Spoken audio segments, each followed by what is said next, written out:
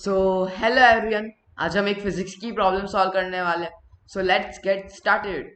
Okay, तो सबसे पहले ये जो क्वेश्चन हम आज सॉल्व करने वाले हैं, it's a very cool question. इसमें पूछा क्या गया है, a small electrically charged Beed can slide on a circular frictionless insulating string. A point like electric dipole is fixed at the center of the circle, with the dipole axis lying in the plane of the circle.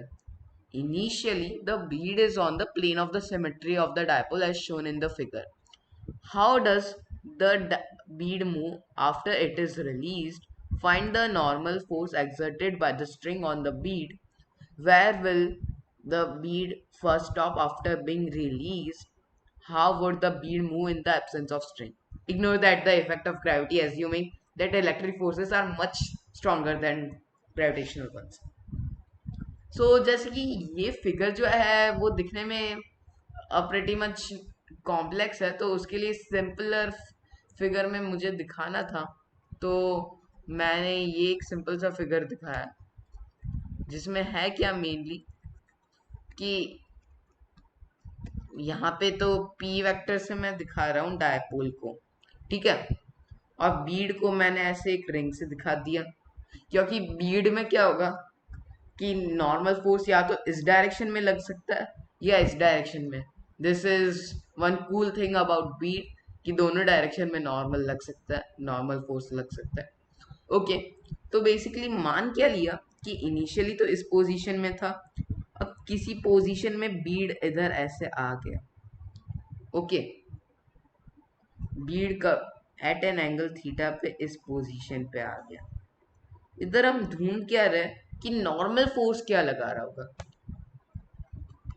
Okay, मान लिया कि suppose यहां से angle theta पे आ गया हो, तो इधर क्या बेटर वे रहता है, सबको पता है, डायपोल्स के हम कंपोनेंट कर देंगे।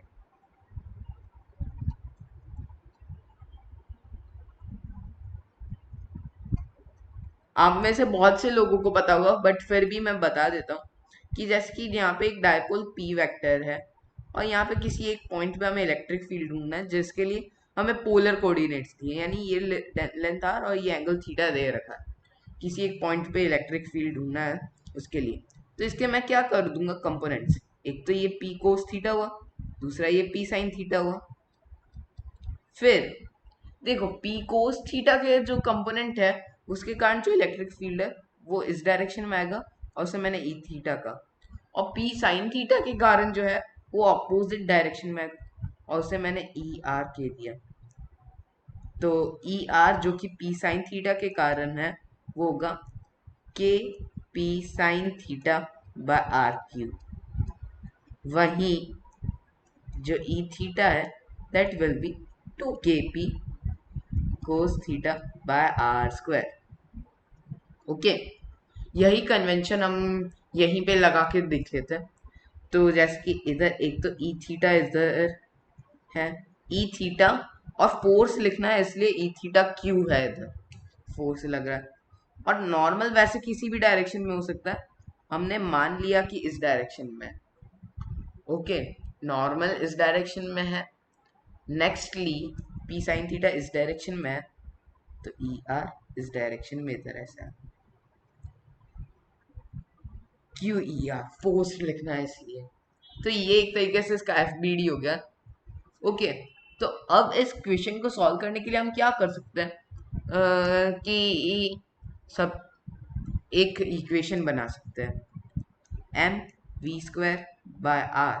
अगर आर इसकी रेडियस है, तो that will be equal to q E theta minus normal. तो जब ये सॉल्व करें और सिंपलर वर्ड्स में लिखने की कोशिश करें, तो 2 q k p cos theta, वैसे ही आर क्यूब था, बार cube minus normal is equal to M we square by R. यहाँ से इक्वल टू साइन से हटा देना चाहिए मुझे, या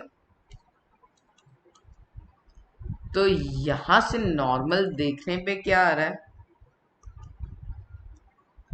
2q kp cos theta by r q minus m we square by are.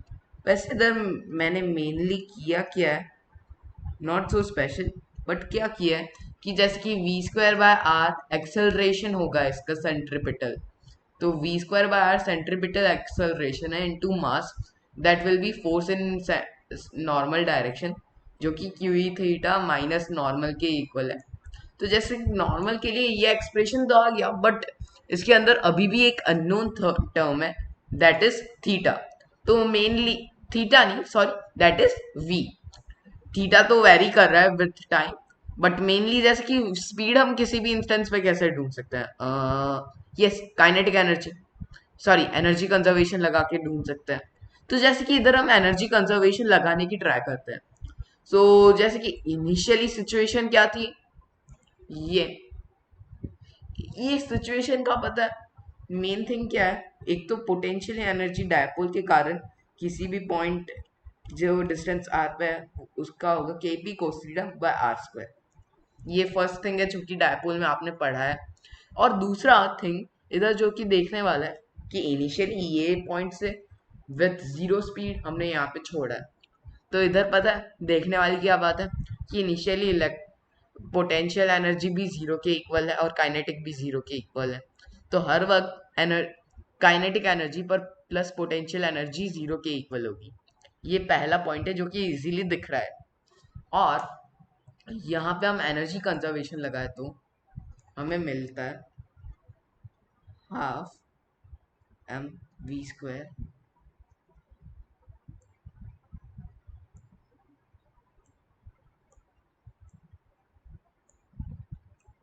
Just a second, yes. तो जैसे कि किसी इंस्टेंस पे काइनेटिक एनर्जी हो गई हाफ एम वी स्क्वायर और पोटेंशियल एनर्जी होगी K P cos theta by are square. Okay,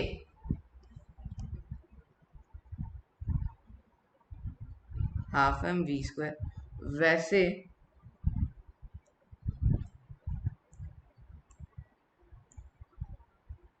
ये डायपोल पी है, इससे एंगल थीटा पे सपोज है या, तो ये एंगल इस केस में क्या है, ये एंगल 180 माइनस थीटा पे है। ओके, जनरली जैसे कि इस केस के लिए जो कि मैं सब कुछ दिखा रहा हूँ उस केस में ये K P cos theta by are square है जब ये थीटा यहाँ से मेजर किया गया। इन केस इस केस में 180 माइनस थीटा होगा, तो 180 माइनस थीटा है, तो हमारे केस में ये minus K P cos theta by are square होगा। ये तो ठीक है, नॉर्मल सी बात है। और यही हम इधर डालें half M we square minus K P cos theta by are square, ये पूरा हमेशा इक्वल टू जीरो है।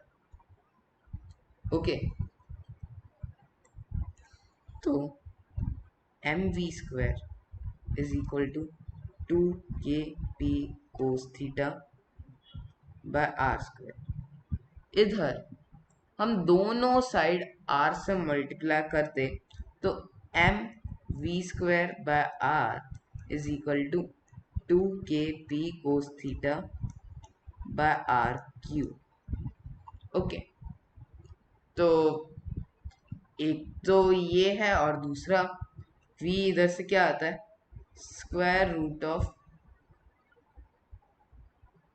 2 kp कोस थीटा। वैसे मैंने इधर गलती क्या की है कि ये पोटेंशियल है, इसे चार्ज से मल्टीप्लाई करना पड़ेगा क्योंकि ये सिर्फ और सिर्फ पोटेंशियल है। Potential into charge will give you electric potential energy, तो यहाँ पे भी ये Q आएगा। I am very sorry for that. तो जैसे कि यहाँ पे 2 kp cos theta into Q by M R square. तो जैसे कि ये स्पीड का एक्सप्रेशन है, ये तो ठीक है, बट जैसे कि M we square by R is equal to 2q kp cos theta by are cube. Okay, ये दोनों टर्म्स इक्वल है। तो यहाँ पे ये चीज इम्प्लीमेंट करें तो नॉर्मल किसके इक्वल आ गया? Zero. Normal is equal to zero. तो भाई मतलब क्या है स्ट्रिंग का? देखो, स्ट्रिंग क्या कर सकती है? स्ट्रिंग ज्यादा से ज्यादा इधर क्या देगी? Normal force. उसके अलावा फ्रिक्शन तो दे ही नहीं सकती। तो नॉर्मल फोर्स ही इधर हर एक टाइम जीरो है, तो स्ट्रिंग हो या ना हो कोई मतलब नहीं है। तो सबसे पहली बात कि there will be no change in the absence of the string, okay. और normal force is equal to zero, that is exerted by the string. और ये पूछा है कि where will the bead first stop after being released. देखो, bead जिस point पे stop करेगी वहां पे उसकी स्पीड इक्वल टू जीरो होनी चाहिए ना। तो लाइक ये जो एक्सप्रेशन मैंने ढूंढा था, ये जीरो कब है? जैसे theta equal to pi by two ले लिया, तो वो ये पोजीशन हुआ, वो तो ठीक है। फिर दूसरा है theta equal to minus pi by two, मतलब यहाँ, ओके। तो यहाँ पे स्पीड जीरो हुई। और फिर यहाँ पे देखो फोर्सेस किस डायरेक्शन में लग रहा है, वो देखने वाली बात है, ठीक है। तो यहाँ पे फोर्स कैसे लग रहा होगा? देखो, डायपोल पी है, तो देख, यहाँ पे ये डायपोल पी इस डायरेक्शन में है, तो उस कारण यहाँ पे डायरेक्ट फोर्स आ जाएगा, और ये फोर्स होगा ई आर। तो जैसे कि ये जो फोर्स आ रहा है वो इसे अब वापस इधर लाएगा। तो हो क्या रहा है? इन short, this is a periodic motion, क्योंकि जैसे कि वो यहाँ पे जीरो हुआ, अब वो वापस इस पोजीशन में आएगा, इस पोजीशन में वापस ई आर आएगा इस डायरेक्शन में, और ई थीटा जीरो होगा, ई आर इस डायरेक्शन में आएगा। तो जैसे कि ये मोशन बार बार रिपीट होगी, तो in short this is a periodic motion, okay. तो जैसे कि क्या है, how does the bead move after it is release? It does a periodic motion, first part का आंसर।